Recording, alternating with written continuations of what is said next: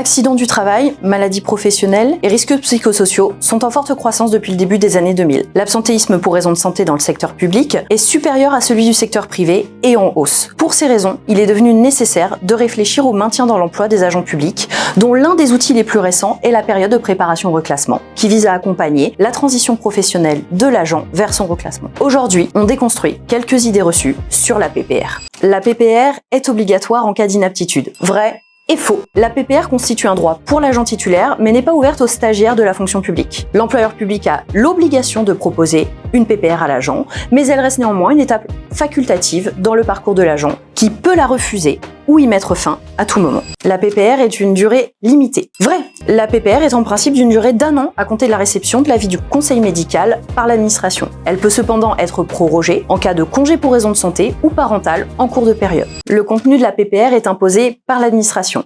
Faux. La PPR doit faire l'objet d'une convention établie conjointement entre l'administration et l'agent. La convention doit prévoir le contenu de la période de préparation au reclassement et ses modalités d'évaluation. L'agent pourra ainsi être amené à faire un bilan de compétences, suivre des formations, réaliser des stages d'observation ou encore des mises en situation.